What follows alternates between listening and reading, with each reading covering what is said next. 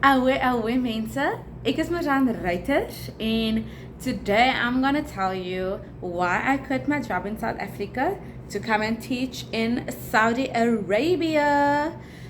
So, first things first, ek is van die Kaap. Almal wat weet waar die Kaap is in South Africa, ek is van die Kaap, van die Parel, meer spesifiek Parel mense all the way. 7646. Hoe lyk hulle? Anyway, let's get into the video. So, I've always known that I wanted to teach in no, not in Saudi Arabia. I've always known that I wanted to teach abroad, always. And when I started my teaching career back in 2021, dinge was so op en, was nie altyd lekker gewees nie, want was nie so maklik gewees nie, of met was nie lekker gewees nie, asof ek deur iets gegaan het. Maar daai tyd was COVID mos nog aan die gang, man. So it was very hard and difficult to apply for jobs in anywhere around the world. So in 2021, I had a friend who worked in Saudi Arabia. She wasn't a teacher, but she worked in Saudi Arabia for a few years at the time, and I asked her for an agent's number. So I contacted my agent in 2021, and she basically just told me, look here, you've just started your teaching career, and in Saudi Arabia they specifically want people with experience. Now I don't know how it works now. Maybe you apply for a job when you've just graduated and you got the job in Saudi Arabia. Maybe it was different for you. That's good for you, but for me at the time, they told me, look here, you need at least 2 years of experience. So I thought to myself, okay, that's fine, let me just work. It's fine. So then in 2022, during it was close to the end of the year, so I think it was in August. I think so, it was in August or something. And I talked to that same agent again, and she actually got the job for me. She was like, look here, there's a school, they urgently need a teacher, and the academic year has already started, or was it now October or something? I can't remember, but I know the academic year has started in Saudi Arabia, and she wanted me to do the interview and then come to Saudi. So I was like a bit, I hesitated for a moment, because I thought to myself, okay, the school already started, there's no one, and I don't want to do everything so hastig en vandag, man, because now I have to leave South Africa in 1 month's time and say my goodbyes, and nee, is te vandag, is te hastig. So I declined that offer, and I didn't even do the interview. I just thought to myself, die is nie vir my nie, is nie vir jou nie, maar it's fine.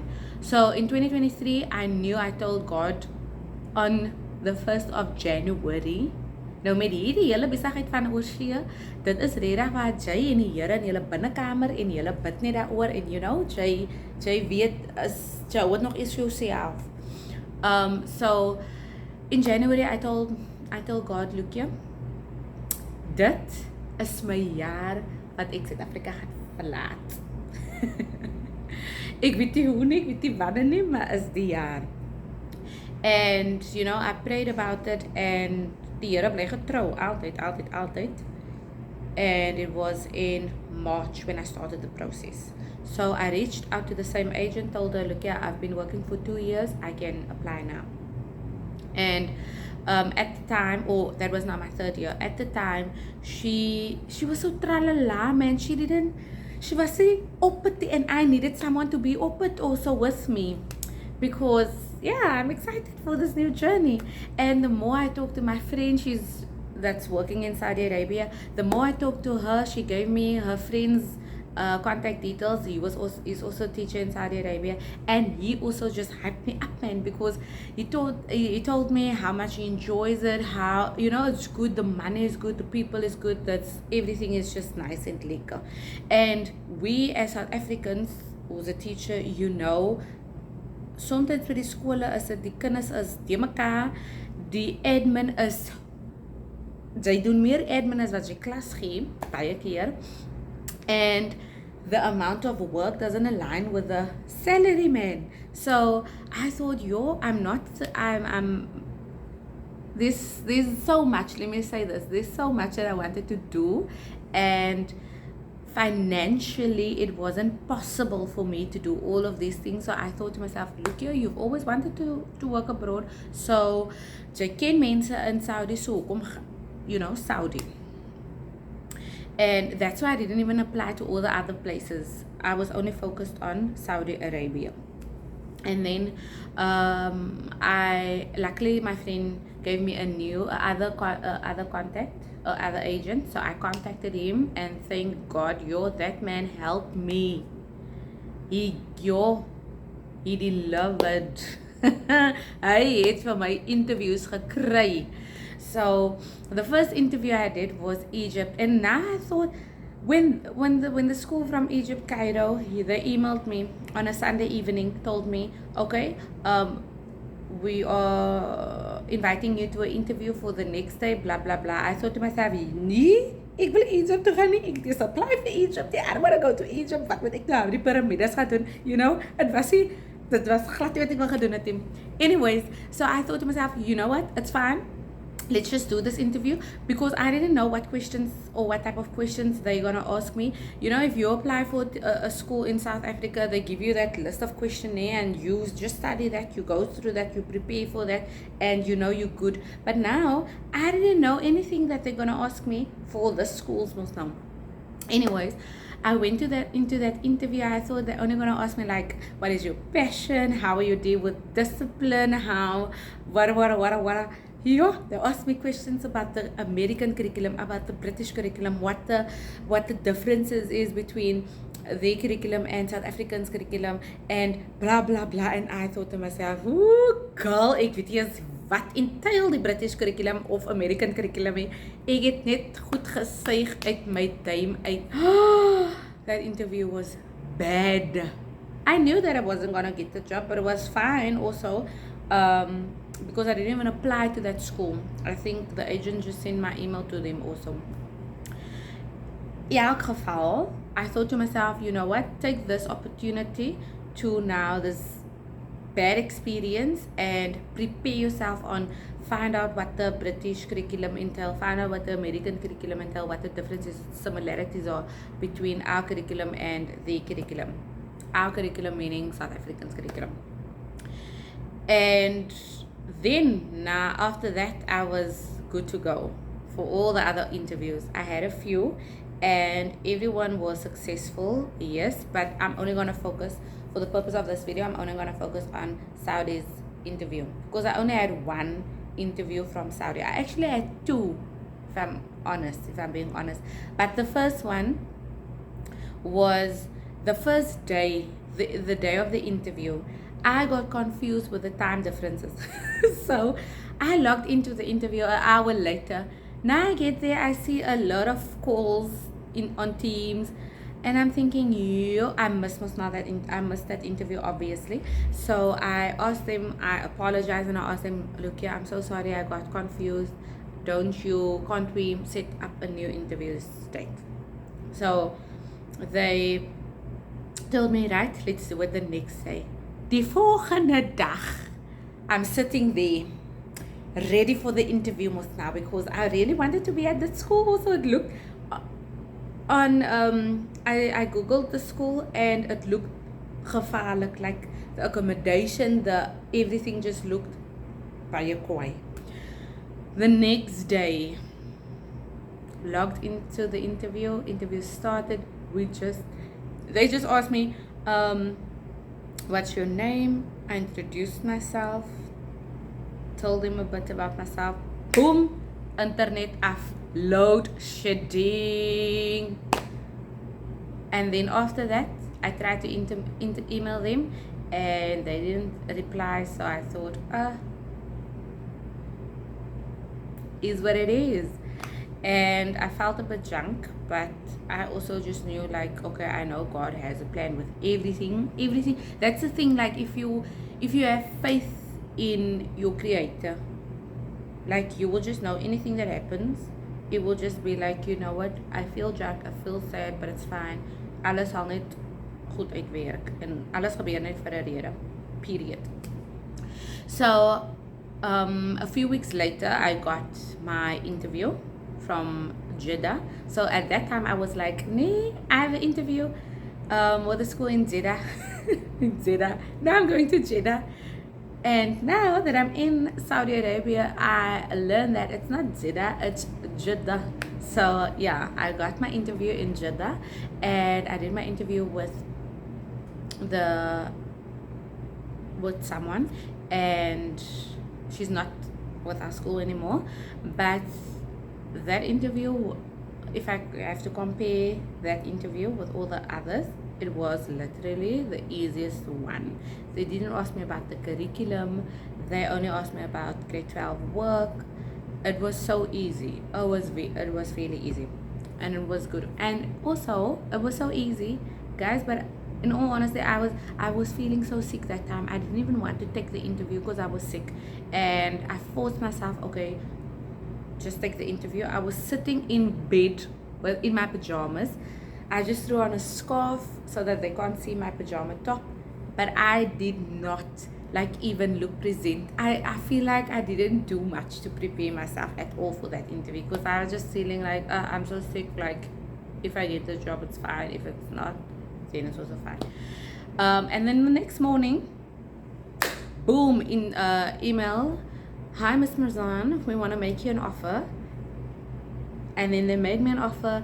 Now this is why I say it's very, very, very good or beneficial for yourself to have someone in Saudi Arabia who's also a teacher, because now I can't compare my offer to my friend's offer who's a nurse, because it won't be the same.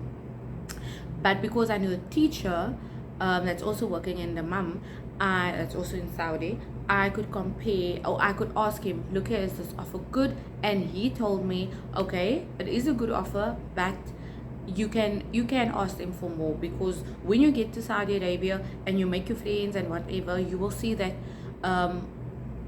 my colleague from South Africa, she earns so much, and why do I earn so much, so asked them for a better offer, and then they agreed to give me a better offer. So I accepted the offer, and that time the adrenaline scope in, so you're excited, man, you got your job, you're excited. And yeah, so then I told my by that time my parents knew, okay, you had an interview, but it's just an interview. It's not like, okay, ek gaan nou mense pakkie sakkie hier gat ekkie, it's just like up in the air, kyk maar wat gebeur en wat. And by that time I was still excited, I was still like yes, good to go. Then in June holiday started, and by that time now I got the offer, I signed the offer, and they told me, right, you now have to start the visa process. Then reality started to kick in. I remember I was on the winter school camp still that time, and the reality kicked in. I was just like, am I really doing this?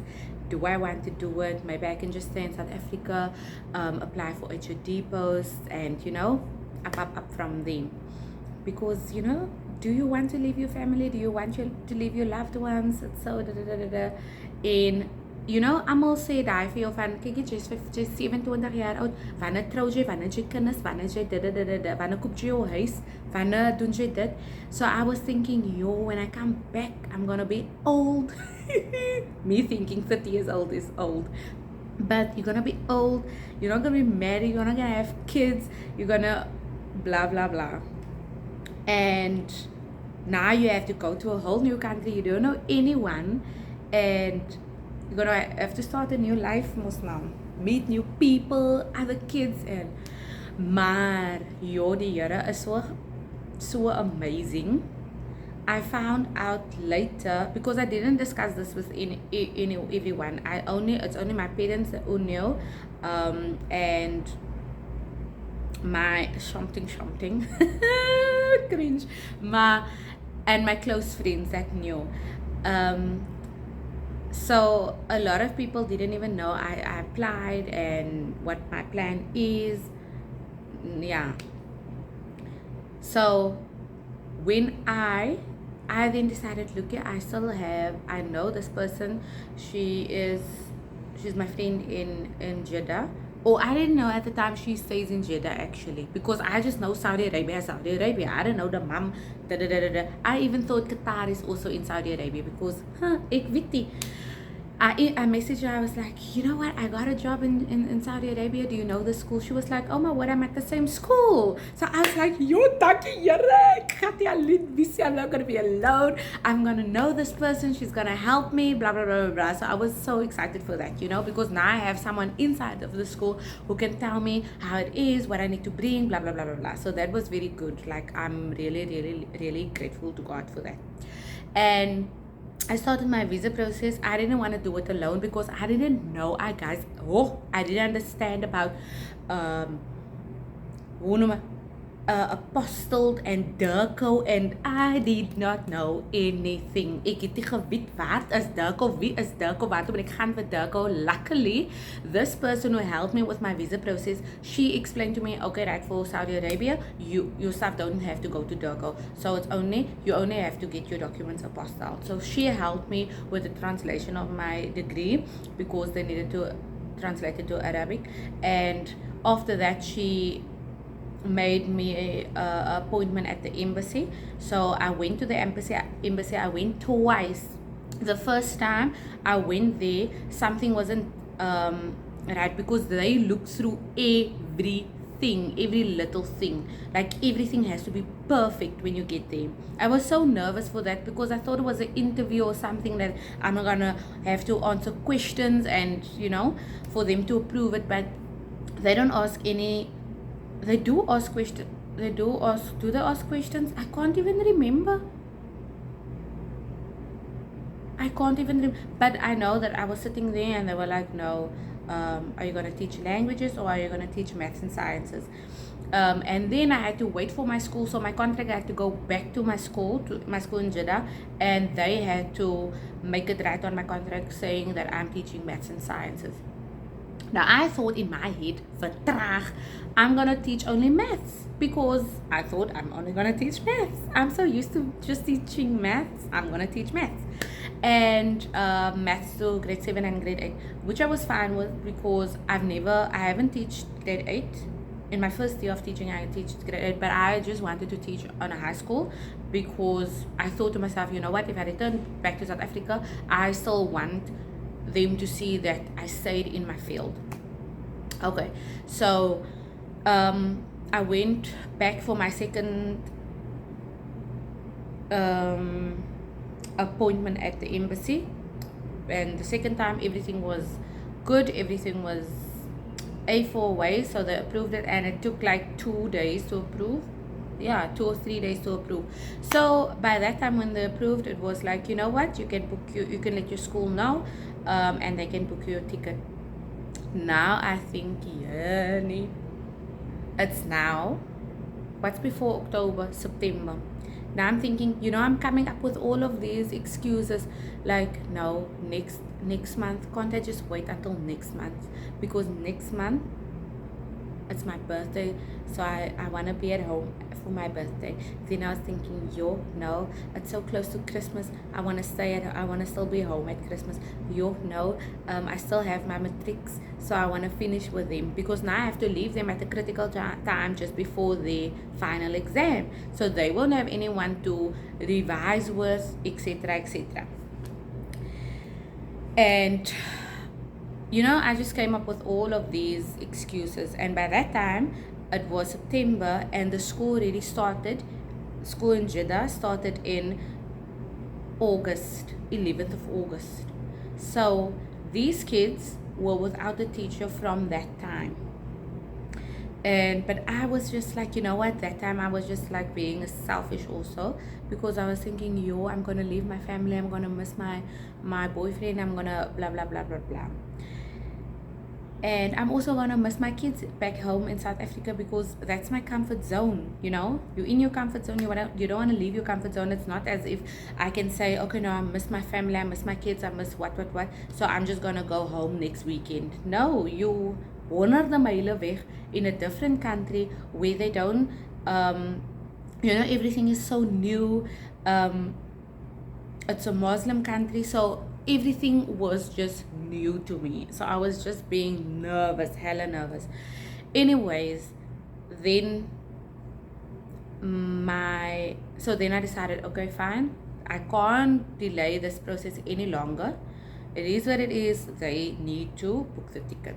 So then they booked the ticket, and I flew on a Saturday evening. Pirir, that's my vlug. And yo, I cried. I thought to myself, I'm not gonna cry because it's happy. I'm excited and what, Yo, I cried, jong. Ek het nog nooit so baie gehuil nie. Mense, even when I got on the plane, I was just sad, and it's a ander sadness. It's really a ander sadness to leave your loved ones. But then I told myself when I left South Africa that, okay, I'm gonna document everything. I'm gonna start my YouTube channel, and you guys are gonna see everything. And then when I got here, it wasn't at all what I expected. At all. And I just tried and remind myself that, look here, just stay open-minded, and this is a new change for you. This is a whole new ding wat jy nou hier moet begin. So just give yourself some time. So I really took that few months just to vat in wat rondom my gebeur, en net om die plek te verken en om vir myself tyd te gee just to adapt to this new circumstances. En nou kan ek ook nie altyd klaar by die huisie, want everyone is thinking, Marjan is abroad, she's living the life, and yeah, I'm thinking, wat het ek gedoen? Why did I do this? Because I really missed home, really. But now, 5 months, almost 6 months down the line, I can really say that I'm happier than when I originally started here.